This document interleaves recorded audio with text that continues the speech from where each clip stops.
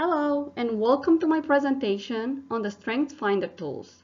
I hope you will find it informative and interesting. The story started at the University of Nebraska-Lincoln in 1949. Educational psychologist Don Clifton started the Nebraska Human Resource Research Foundation to practice strengths-based psychology. The lab research was on students, and Clifton discovered successful students had character traits distinct from less successful students. Fast forward to 1988, Clifton left the University of Nebraska in 1969 and helped start Selection Research Inc. There he worked in research and personal selection, and in 1988 he merged with Gallup. The new organization was a management consultancy that offered global analytics and advice. Clifton developed hundreds of predictive instruments to identify top performers for jobs. In 1995, Clifton co-authored with SOAR with Your Strengths. The hypothesis was that companies, leaders, and employees would benefit more from focusing on strengths rather than only weaknesses.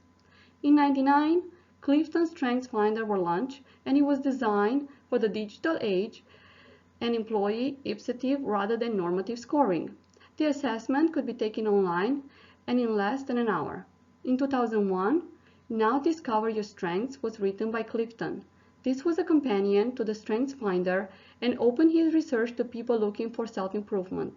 A year after Clifton's death, another of his work, How Full Is Your Bucket?, benefited thousands of classrooms and workplaces. In 2007, Gallup revised the StrengthsFinder and published it as StrengthsFinder 2.0. This included new stories and strategies to apply strengths. After completing assessments, participants received their Strengths Insight Guide, which explained the person's top 5 Clinton strengths and how they made the person stand out. In 2012, StrengthsFinder was offered directly to consumers, and Gallup began to educate world leaders and teachers to become Gallup certified strengths coaches. And in recent years, we have seen improvements. In 2015, StrengthsFinder was renamed the Clifton Strengths Assessment, and in 2018, the Clifton Strengths 34 report was released. This report was an extensive strengths-based development guide. Clifton Strengths has resources for individual, team, manager, organization, and educators. There are a variety of Clifton Strengths assessments. Whether a person is looking to maximize their potential, a school is looking to best serve its students, or an organization is looking for high-performing teams, Gallup claims that the products can help. This slide gives an example of what a participant will see. We see two pair statements. They are incongruent statements so that the subject is forced to choose a place on the scale. There are 177 such statements, though you can tell the questions are simple and can be completed very quickly. Above, you see 34 teams organized by domain. Gallup claims that together explain what is right with people. Individually, the teams give ways to describe what people naturally do best or what they might need help from others to accomplish. Executing domain teams assess how a person makes these things happen. Teams needing to implement solutions look for people with executive teams to work hard towards their goals. The influencing domain teams assess how you influence others. They help people take charge, speak up, and make sure others are heard. People high in influencing teams are often good for selling ideas inside and outside of an organization. Relationship building assess how a person builds and nurtures strong relationships. Being high in relationships building teams is useful when a team needs to be held together and strengthened. And finally, strategic thinking will tell you how a person absorbs, thinks about, and analyzes information and situation. Team members high on those teams are forward-thinking and future-focused.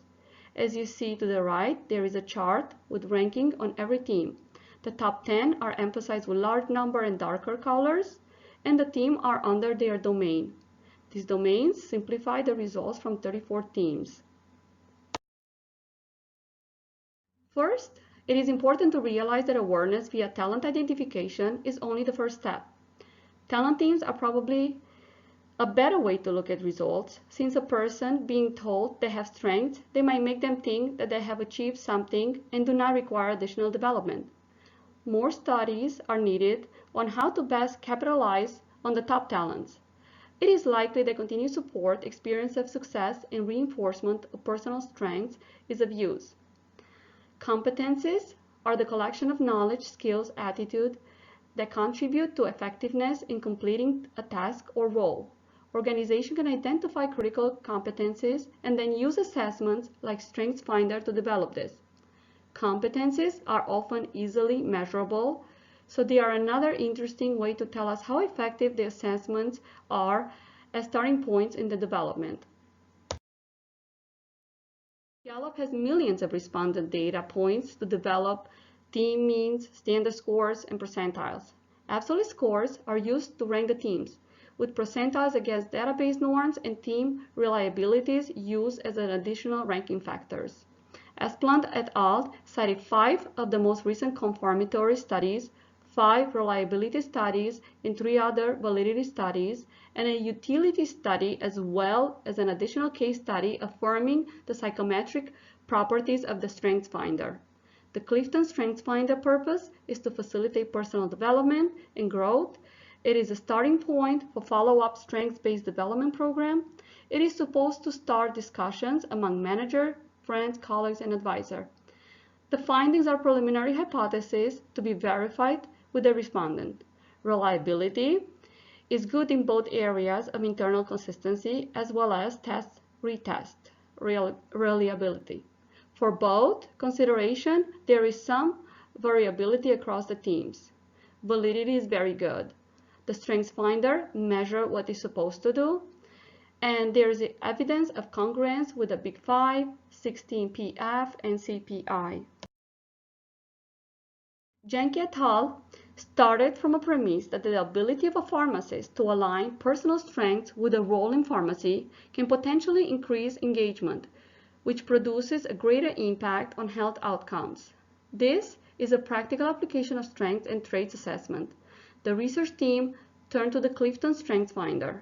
Their expectation was that knowledge of signature team distribution among student pharmacists will help school prepare to execute their roles in the best way possible. This is a very interesting study as it provides researchers with an understanding of what kind of people end up in pharmaceutical program and what strengths they possess. Here you can see some of the results of the pharmaceutical student study. To the left are where the pharmaceutical study placed on all teams in comparison to undergraduates, and to the right is another comparison between the two types of students, but this time looking at domains. The assessment takes a positive view of people and potential, and for this reason I find it interesting. Playing to strengths rather than focusing on fixing weaknesses seems like a good path to take for a lot of people. There are a variety of products, and it's probably a good thing that Gallup understood that there are going to be differences in how a person would want to assess themselves rather than how an organization would.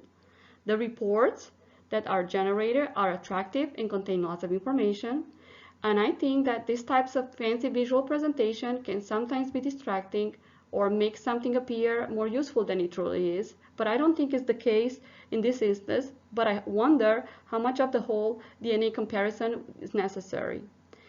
It seems more of a marketing ploy.